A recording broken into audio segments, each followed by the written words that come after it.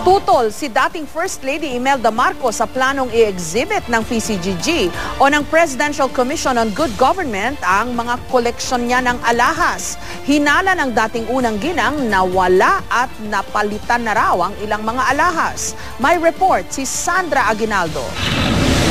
But you know, my jewelry were some of the best in the world. Many of them were crowns. That was historical. Ganito ay nilarawan ni dating First Lady Imelda Marcos ang kanyang kontrobersyal na koleksyon ng mga alahas na kinumpiska ng mga otoridad matapos iwan ng kanyang pamilya ang Malacanang noong 1986. Kamakailan, nabuhay muli ang usapin tungkol sa mga alahas ni Mrs. Marcos dahil sa plano ng Presidential Commission on Good Government o PCGG na i-exhibit ito para makita ng publiko. Pero sabi ng dating First Lady, posibleng ibang mga alahas ang ilan sa ipapakita ng PCGG. Hindi lang napalitan na ninakaw na marami. 30, nandoon sa document na nakakuha ng mga lahas ko from trial of the century. We had 36 suitcases of Louis Vuitton, of jewelry. Some of them, the best part was seen in the airport. Ang mga alahas na gustong i-display ng PCGG ay mula sa tinatawag na Honolulu Collection. 400 piraso ito at sa estimate ng PCGG ay nagkakahalaga ng $6 hanggang $8 million. Sa naunang payag ng PCGG noong 2006, sinabi nitong ang tatlong koleksyon ay nagkakahalaga ng 15 billion pesos.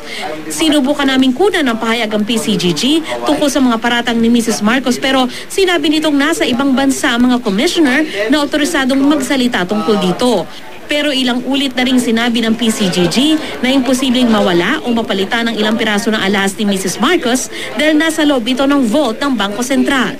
Bukod sa usapin ng alahas, sinagot din ni Mrs. Marcos ang lumabas na ulat tungkol sa umunay pag-gate crash niya sa White House sa Amerika noong dekada 70. Nakasaad ang ulat sa inilabas ng grupong WikiLeaks na report ni nooy US Secretary of State na si Henry Kissinger sa Embahada ng Pilipinas noong 1976. Ang mga komento ay galing sa prominenteng American journalist na si Jack Anderson ng programang Good Morning America. Nakalagay roon na pumunta raw si Imelda sa White House nang walang abiso at humingi ng kung ano-ano. Pero sagot ni Imelda, "It is not true. If you get crashed in Malacan in the White House, there was somebody who get crashed. They were immediately, criticized.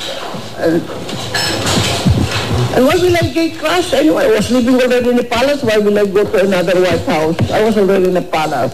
Sandra Aguinaldo, GMA News.